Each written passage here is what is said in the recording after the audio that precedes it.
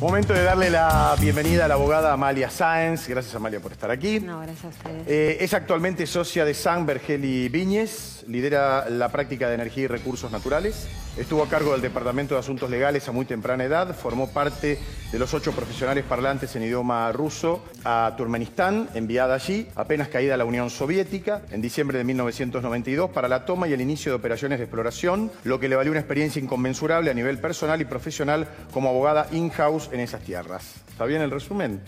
Bueno, Amalia, a ver, la primera pregunta es, Maduro, ¿no? ¿Cómo marcó tu vida esta experiencia personal? Bueno, gracias por la invitación. No, por favor. Les agradezco la producción. La realidad es que creo que fue una experiencia para toda la vida. Claro. Simplemente haber tenido que lidiar con una cultura diferente en un momento en que a nivel global era un sistema jurídico absolutamente desconocido, un sistema de vida absolutamente desconocido para los que estábamos de este lado del mundo. Y a nivel personal creo que me marcó en cuanto a, además de haber ido con una beba y en esos momentos con mi familia. ¿Eras recién mamá? Sí, llegó una bebé de 11 meses y fuimos 8 profesionales a hacer la toma de la operación. Sí. Así que me marcó en todo sentido, ¿no? Cómo trabajar culturalmente, cómo estar inmersa en todo ese sistema, aprender a interpretar y además a aplicar mis conocimientos y mi poca experiencia jurídica. Claro. ¿Hay discriminación cuando vieron dentro de ese grupo a una mujer? O a lo mejor había otras, pero en tu caso, ¿no? A vos. ¿Qué visión observaste de este lado? ¿Sufriste algún tipo de discriminación? No, creo ¿Se que dirigían hubo... solo a los hombres? No, al contrario, hubo un absoluto respeto. Ajá. Diría que en Latinoamérica a veces tenemos una visión un poco nublada de eso. Hay muchísima más discriminación a veces en Latinoamérica respecto a una profesional en estas culturas. Obviamente el trato que se le da a la mujer allá es totalmente diferente, como sabemos. Turkmenistán es una cultura mixta entre lo que era la religión musulmán y la Unión Soviética, claro, que hacía que tuvieran un poco la impronta rusa. Entonces, por un lado, respetaban todas las costumbres a nivel religioso y la mujer no ocupaba un lugar protagónico. Entonces, para hacerte un resumen de esta experiencia, me tocó una vez llegar a un lugar donde se despedían las exequias del ministro de Petróleo y Gas, que era el socio de la compañía para la cual trabajaba. Se supone por las costumbres que tenés que retirarte al lugar de las mujeres y a mí me dejaron con todos los hombres de todo el staff de la compañía. O sea, ya hubo desde allí un respeto no a la mujer, sino a la investidura que era, o la posición que tenía la compañía, que era estar a cargo del departamento legal. Qué notable, ¿no? A ver, abro acá. Eso fue, perdón, Amalia, ¿eso fue en Turkmenistán? En Turkmenistán. En Turkmenistán. ¿Y cómo fue, no sé qué posibilidad tuviste o qué participación tuviste de conversar o de negociar con talibanes de Afganistán? No, en mi caso no tuve contacto porque yo no he viajado a Afganistán. Yo estaba a cargo del departamento legal y simplemente lo que trabajaba era mucho sobre la cultura de los pobladores locales. Entonces, negociar en ese sentido fue como una capacitación en alguna medida de la otra parte para... In situ. Sí. Una capacitación me refiero a la otra parte, porque ellos estaban acostumbrados a otro sistema de trabajo y a otro sistema jurídico, claramente. Claro. Y la negociación de un contrato empezaba por otras pautas. Qué fascinante. Ahora no vamos a contar por dónde, pero quiero darle paso al ingeniero Sureda, que tiene décadas de experiencia en estas negociaciones. Bueno, en realidad yo era un aprendiz al lado de Amalia, porque Amalia fue una pionera en esto. Verdaderamente. ¿Cuándo llegaste vos, Amalia? Antes de diciembre, noviembre. Sí, en noviembre 1992, eso, si no me equivoco. Eso, sí. Creo que saliste de la primaria y fuiste. Ay, gracias. No, estaba apenas recibida. Y la realidad es que cuando llegamos, todos los profesionales que había capacitado a la compañía por un año o meses en el idioma ruso, en la misión de la compañía. Llegamos en noviembre, nieve, y por empezar no entendía nada de lo que me estaban hablando. O sea, había estado un año entero estudiando el idioma ruso y no... ¡Terrible! No entendía nada. O sea, vos habías estudiado el idioma, pero la práctica consuetudinaria no la tenías. Tremendo. Y subieron 3 hombres cubiertos con esos sombreros de piel que se llaman en ruso shapka, y hablaban y balbuceaban palabras que no sabemos qué Que un además slang es un idioma, ruso. y es un idioma muy fuerte. Uno cuando los observa, Sí. están como hablando fuertemente entre ellos y quizás están preguntando cómo está tu mujer. Claro. Qué terrible, ¿no? Y después te fuiste acostumbrando al oído, a la Y a forma, los 3, ¿no? 4 meses ya hablaba Claro. ruso. Sí. Viviendo allí. Sí. Pero Sí. manejaba en un lugar donde no podíamos manejar, por ejemplo. Claro. Claro, te puedo, Sí. les puedo Sí. compartir una anécdota que me compartió a mí un geólogo de YPF en una misión en Argelia. Estaba auditando qué había ocurrido con un trabajador que había fallecido por trabajar a altas temperaturas en un horario en el que en realidad estaba previsto que se suspendieran las operaciones. En un momento de receso, un domingo, fue el grupo de trabajadores argentinos, había argentinos, españoles, en realidad había otra gente, a un mercado y él estaba con pantalones cortos, hacía mucho calor. Y de pronto se vio rodeado de mujeres que le increpaban. Estamos hablando de Argelia, ¿eh? Acá estamos hablando de Sí. África. Y Norte de lo África. increpaban, él no entendía qué, hasta que fue una persona del ejército argelí a rescatarlo. Le explicó que él estaba transgrediendo las pautas culturales del lugar, mostrando las piernas, Ajá. Mira. porque estaba con pantalones cortos. Entonces yo supongo que ese tipo de situaciones, hasta de cómo vestirse, que forman parte de los códigos de comunicación, deben dar lugar a muchos entredichos más allá de lo que pueden ser negociar contratos. Claro.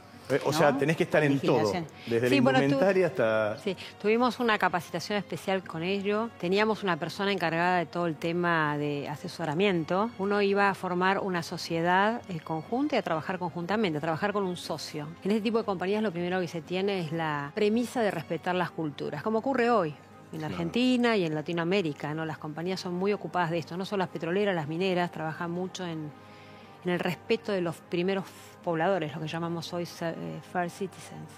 Claro. A mí me interesaba mucho recordar, me interesaba, siempre me resulta grato recordar la capacidad de adaptación que tuvimos o que tuvieron, porque yo era un bacán al lado de ellos, pero la capacidad de adaptación que tuvieron los argentinos es realmente envidiable. Yo recuerdo perfectamente nuestra gente, llevamos muchísimos tucumanos, ¿no? ¿Por algún motivo en particular?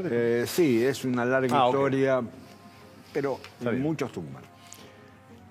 Y esta gente inmediatamente se integró con la gente local. Y era graciosísimo porque le enseñaban a hablar en tucumano a los turmenos. Y era escuchar a los turmenos con acento tucumano. Era una cosa, pero súper graciosa, Sí. pero también indicativa del nivel de facilidad que tiene el argentino para adaptarse a ese tipo de circunstancias. Porque más allá de cualquier otra consideración, realmente tenemos mucho menos prejuicios religiosos, Claro. culturales, y es mucho más fácil. Y ese es un activo que tienen los argentinos para la internacionalización, la capacidad de adaptarse. Claro. Bueno, seguro te digo... La empatía, claro, perdón, ¿no? claro. Empatía. Sí, el gentilicio, ¿cómo es? Turmeno. Turmeno. Turmeno, digo. Turmeno. Sí. Imagínate, hablando en Tucumán, si ve un grupo de cordobeses, encontrar turmenos hablando en cordobés. Digamos, son anécdotas que solo aquel que puede estar allí las puede vivir, porque también la capacidad de, no sé si de aguantar o de soportar, también debe tener un límite. En un momento Sí. vos te querías volver, ¿no? Creo. Las primeras semanas fueron durísimas para mí, para toda mi familia, ¿no? Pobre, mi marido tuvo que aguantar bastante en ese sentido mi poder de adaptación. Sí. Pero el primer año fue también muy... íbamos contra reloj. Llegaban los equipos de Houston, había que arrancar la operación de exploración, que era la primera. Entonces trabajábamos sábado y domingo, a veces iba con la beba a la oficina, que tenía una nani, que fue lo primero que contratamos. Trataba de atraer inversiones, ¿no? Era muy complicada la logística. Una cosa muy importante que hacía justamente, contestando a lo que dice Cledi, es la siguiente. Cuando la Unión Soviética invadió Afganistán, tuvo dos grandes entradas para invadir el territorio. Una fue por Uzbekistán, por Termez y el Puente de la Amistad, y la otra fue por Turkmenistán.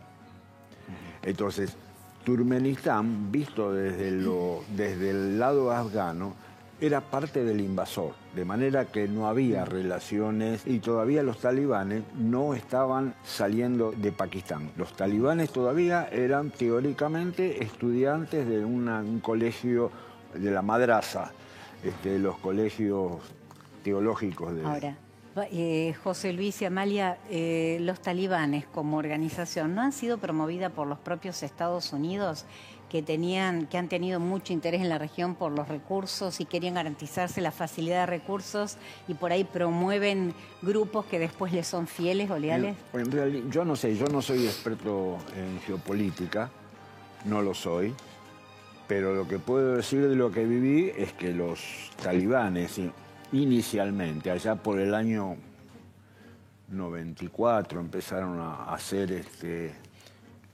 ostensibles, digamos, 94, 95, fueron fuertemente impulsados por Pakistán y nacieron en Pakistán.